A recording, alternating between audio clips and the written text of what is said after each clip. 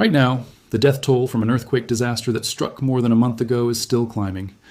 Venezuela's own count of confirmed deaths from the earthquakes that hit on the 24th of June just topped 6,000 this week, with roughly 61,000 people hospitalized and tens of thousands still reported missing. Those earthquakes did not strike alone.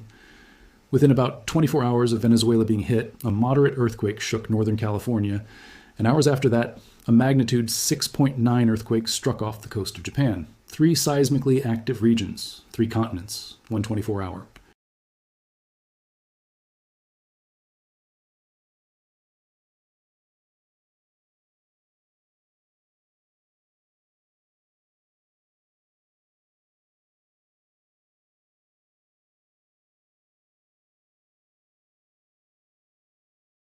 And tell me if you felt any of these earthquakes yourself, because I read every one of these.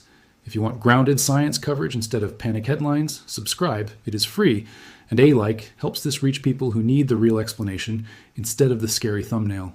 Let us go for 5,000 likes on this one. Thank you. Now let's get into it.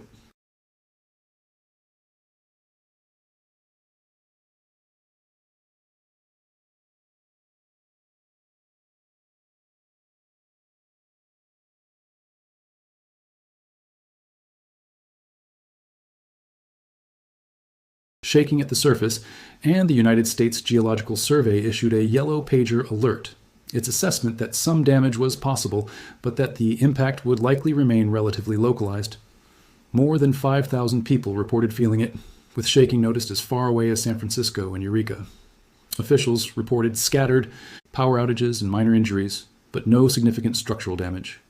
The quake struck along the Macama Fault, part of the broader San Andreas Fault system, near the southern end of the Cascadia subduction zone, where the Juan de Fuca Plate meets the North American Plate. Roughly 10 hours later, at 4 minutes past 6 in the evening local time, the real disaster of the day began, thousands of miles away in Venezuela. A magnitude 7.2 earthquake struck near Yumare, west of San Felipe in Yaracuy State, and the United States Geological Survey classified it as a foreshock, because just 30 seconds later, a far more powerful magnitude 7.5 main shock struck off the coast of La Guaira, west of Caracas. Both earthquakes were shallow strike-slip events along the San Sebastian Fault system, part of the complex plate boundary running through northern Venezuela. The damage was severe and immediate. In the state of La Guaira specifically, roughly 80% of buildings collapsed.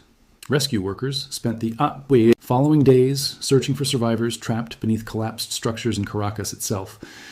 A later, more detailed reanalysis by the French Geophysical Institute Geoscope and IPGUP suggested the 2 officially separate earthquakes might actually be better understood as a single highly complex rupture event with a combined moment magnitude of 7.8, unfolding as a cascading continuous rupture over about 2 minutes rather than 2 cleanly separate quakes 30 seconds apart.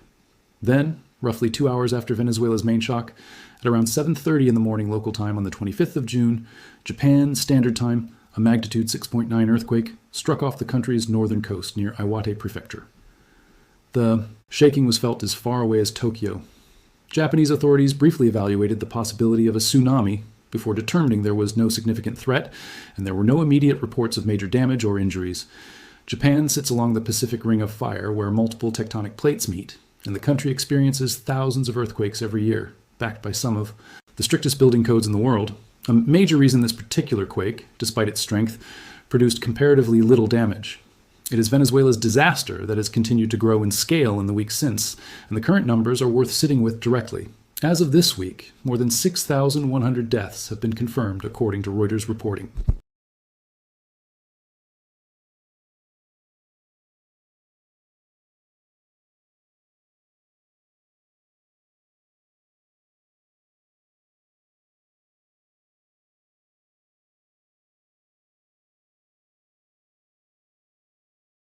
Could climb significantly higher than initial reports suggested, potentially exceeding 10,000. Recovery efforts in the weeks following the quake focused heavily on La Guaira, where the density of building collapse made search and rescue both more urgent and more difficult, and reports described a genuine race to recover bodies before cleanup operations began in earnest in early July. Now, let us get to the question that actually drove this story into headlines in the first place. Are these 3 earthquakes connected? Seismologists who examined the sequence in the days immediately after were consistent and direct in their answer, and it is worth being precise about what they actually said rather than what a dramatic headline implies. William Barnard, a geodesist with the United States Geological Survey, told the New York Times that the California and Japan earthquakes were most likely coincidental, striking independently of each other and independently of Venezuela. Martin Hudson, an expert in geotechnical engineering at UCLA, explained the underlying physics directly.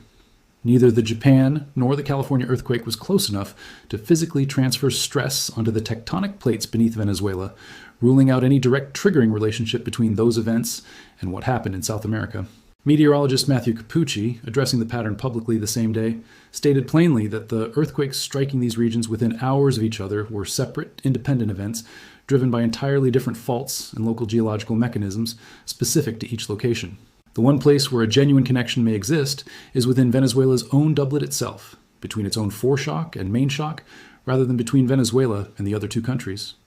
Hudson explained that the shaking from a first earthquake can increase stress on a nearby fault that was already close to failing on its own, meaning if a second fault in the immediate vicinity was already under significant built-up pressure, it would not have taken much additional stress from the first quake to trigger it. That is a plausible, physically grounded explanation for why Venezuela's own 7.2 and 7.5 events arrived only 30 seconds apart, even as scientists remain clear that this local triggering effect has no bearing on why California and Japan also happened to shake within the same general window. The broader mechanical explanation for why this kind of clustering happens at all comes down to how earthquakes work in the first place. Nearly all earthquakes occur when built-up pressure along a fault, the boundary, between two independently moving slabs of the Earth's crust, finally overcomes the friction locking those slabs in place, causing a sudden slip. California, Venezuela, and Japan are all located along genuinely different, entirely independent fault systems. California's Macama Fault is part of the San Andreas system, Venezuela's San Sebastian Fault along a complex Caribbean plate, boundary and Japan's subduction zone along the Pacific Ring of Fire. Earthquakes are, in a very real sense, continuously happening somewhere on the planet at any given moment, since the planet's tectonic plates are always shifting. What made the 24th of June genuinely unusual was not that 3 regions experienced seismic activity that happens constantly, but that 4 separate significant earthquakes struck 3 seismically active, well-populated regions within a short 8-hour window, a clustering that seismologists describe as statistically noteworthy even while confirming it reflects coincidence rather than any underlying planetary connection. So what does all of this actually mean for you? It means understanding that a cluster of earthquakes striking multiple regions within the same day, however dramatic it looks, to evidence of some emerging global pattern or an early warning sign that the planet's seismic activity is somehow accelerating in a connected way. Each of these regions carries its own baseline earthquake risk entirely, independent of what is happening anywhere else in the world, and that risk does not meaningfully increase just because a distant region also experienced shaking on the same day. It also means recognizing why the human outcomes differed so dramatically between these 3 events despite comparable or even lesser earthquake magnitudes in some cases, since Japan's strict building codes and California's comparatively lower population density near the epicenter produced only minor damage, while Venezuela's dense, more vulnerable construction in La Guaira and Caracas turned a geologically similar event into one of the deadliest earthquake disasters of the year. The honest, grounded summary is this. On the 24th of June, a magnitude 5.6 earthquake struck Northern California, followed hours later by a magnitude 7.2 and 7.5 doublet in Venezuela, and then a magnitude 6.9 earthquake off Japan's coast, all within roughly 24 hours. Venezuela's earthquakes have proven catastrophic, with confirmed deaths now exceeding 6,100 as of this week, tens of thousands still missing, and USGS modeling suggesting the final toll could still climb further.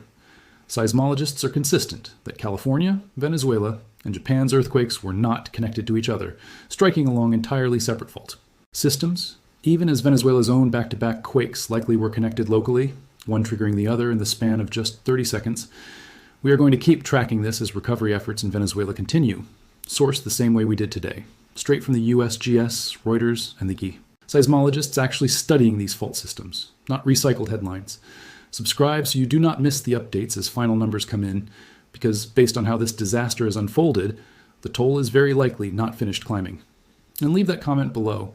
Tell me if you felt any of these earthquakes yourself, because behind every one of these numbers is a family in La Guaira, still searching for someone reported missing more than a month later, a rescue worker who spent the first days of July racing to recover bodies before cleanup crews moved in, and a USGS geodesist who, when asked if the whole planet was suddenly shaking apart, gave the calm, unglamorous answer that turned out to be true. It was mostly just a coincidence. 5,000 likes on this one. Let us go. See you in the next one.